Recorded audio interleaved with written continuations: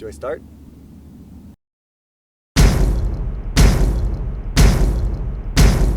In Japan, Samsung just recently beat out the iPhone in cellular phone sales. Which makes sense why no Japanese people wanted to buy an iPhone. Nobody wants to take their work home with them. The first time I ever got a comedy album, I was in 5th grade and my dad took me and my sister to a record store. And all these kids in my class have been talking about this Adam Sandler album. I was like, I gotta pick this up, apparently it's really cool. And my dad didn't know what it was, so he bought it for me and we got back in the car to drive home and we popped it in the tape deck.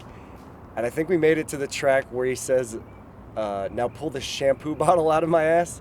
And pretty much he popped it out and he's like, I don't think you can listen to this, but I still kind of hold that to this day, that moment where me and my dad awkwardly looked at each other like, I don't know if I should be listening to this. And he's like, I don't know if he should be listening to this. But I still remember it to this day. And I don't think I've ever listened to that album past that track. I don't like dating websites. I don't like that website, Plenty of Fish. I think it's a misleading name. I think they should change it to Plenty of Freshwater Fish, because there's nothing exotic about anyone on that website. They should change it to Plenty of Fish in freshwater lakes near nuclear power plants, because there's nothing but mutants on that site. It's a bunch of girls with tumors attached to them. Well, you call them children, I call them tumors. So I was in college, I worked for the college radio station. I had my own specialty show. I was also the Loud Rock director. I booked shows and concerts for local bands. And when I started doing comedy, I figured every piece of knowledge I learned from that could apply immediately to comedy. It was own self-promotion. I had to promote my own radio show. I had to promote the shows for bands that I was booking. And I feel like comedy is no different. I mean, if you take any punk rock flyer, any band flyer you've ever seen, take the band's names off it, replace it with comics that you know, it's almost exactly the same. It's not the same format, it might have the same following, but the process is still the same. I mean, you can do all these underground shows. If you can just find a venue with a mic and a PA, right there you have a comedy show. It appears Game of Thrones star Peter Dinklage has been cast for the upcoming X-Men movie. This will be the first time an X-Men movie has featured an actual mutant. I got into comedy, it was actually from a roommate of mine. We would always hang out and have parties and have people over, and he would always push me to tell stories that I would usually tell like to new guests or like new people that were around. And he was like, that's a really good story, you should use that in one of your writing things, or you should use that in stand-up. He's like, you should try and do stand-up sometime. And I always just kind of took it with a grain of salt, like, yeah, okay, thanks. Like, at the time I was in a band, I didn't need to be in stand-up at all. So my first night that I got down here, I went out with my roommate and celebrating that I was down here, and went to the bar next door, had a good time. Next day I wake up in my room, just like, oh, last night was fun, it was weird, I don't really remember a lot of it. I checked my email in the morning, and there was a note from a comedy club in Scottsdale saying, you are slotted to perform on this date in December for this show, open mic, on a Sunday. And it was, luckily for me, it was 2 months away. And I was like, well, I've done it now. Like, I've made the point to get it. So I put the nail in the coffin. So I spent the next 2 months writing, trying to figure out, like, okay, can I do this? Let's figure it out. Is it insensitive to tell your single friend with Parkinson's that he should get a girlfriend because his life lacks stability? Wasn't really nervous to go on stage. I was just nervous about the material. Like, is anyone even gonna like what I have to say? Like, I had no problem standing on the stage and talking to a crowd of strangers because I was used to doing that all the time. And sure enough, I did the first time and got not only a really good response, but after the show, people that worked at the club and then also guests that weren't my friends came up and were asking me, like, how long have you been doing this? And I told them it was all my first time. And they're like, you seemed really comfortable up there. Like, that's really surprising. It was all really good. And from that day on, I was just hooked on it. Erick Biez. Biez.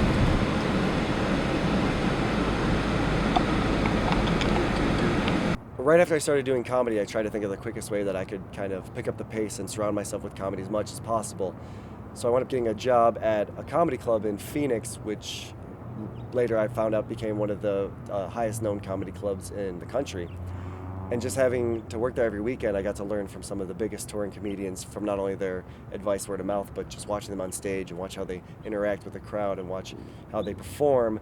I feel like it's given me a leg up on things since I started. YouTube just announced a new program that'll allow uploaders to collect advertising revenue if their video reaches over a certain number of views.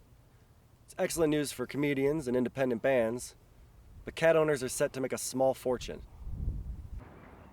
The progression's mostly been, or like the change of my writing has mostly been from storytelling on wouldn't it be funny if to hey, this has happened, this is why it's kind of humorous. A couple in New Jersey recently sued the Subway sandwich company, claiming false advertisement that their foot-long sandwiches weren't actually 12 inches long. But in Subway's defense, they don't measure from the base. I kind of started focusing more on comedy than trying to do music or trying to be in a band. I had come down to Phoenix and tried to find band members, and the problem with being in a band is you have to find 3 to 4 other people that are like on the same plan as you. They want to have the same goal in mind. They want to do the same type of genre. They want to write. They have the same work ethic for you. And whereas comedy, you're only responsible for you. Like you go on the stage when you write your jokes, and you're the one who books your own stuff. You don't have to wait for people's other dates. Like, oh, I have this off. I can't do this show because I have this coming up. Like, it's all you. If you don't do a show, it's your own fault. The Boy Scouts of America announced that they will now be accepting openly gay scouts and openly gay scout leaders. The gay community is rejoicing at this news, while the heterosexual scouts are worried about having to earn their balloon knot badges. Being a band, like, you have these nuances where there's 4 other people that you're involved with. It's kind of like dating 4 girls at once. Like, you have to make sure that all of those 4 individually happy and you're meeting all their needs. The only difference is you don't have sex with any of your band members. I don't think.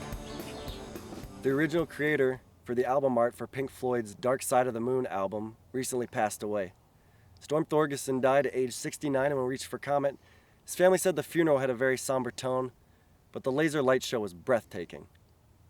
I don't think I've had yet to have the bad heckler. Like I've had some people just yell things just for being drunk, but they weren't attacking me. They weren't mad at any subject matter that I talked about. And I've never really had a problem with hecklers because I still keep the same aspect as I used to when I was in bands. I mean, you're in a band, nobody likes your band, they're gonna shout at the stage. Same thing happens in comedy. So I think it's made me cope with it easier. If I get a heckler, just kind of blow it off, pass them on, maybe address them lightly, but let them know that they're kind of ruining everybody else's good time. So, I don't know, I guess hecklers, I don't really have a problem with them. I don't like them, but I've never really had an instance where they've kind of ruined a show for me or threw me off my game at all. A man in Florida recently offered his daughter $200 to get her to quit using Facebook. He thought it was important to teach her the lesson of time management, but he also wanted to teach his son a bigger lesson, that women will do anything for money. I think probably my weaknesses would be, I have a pretty hard time with crowd work. I feel the set that I have, I'll go up and do my jokes and the things that I want to tell, and I don't really try to poke fun at anyone. I mean, I don't try to pick on a crowd or audience member that looks, obscure, or point out what they're wearing, or try and make fun of them in front of their girlfriend. It just seems obsolete to do something like that. So I just kind of stick to my set. I can try crowd work here and there, but it usually just flubs to me I'm gonna go back to what I'm talking about now. And I had sucked jobs in high school. I worked at a Hot Topic for 5 years. Hot Topic is basically like a Kmart for cutters. Strengths, I think my constant writing every week.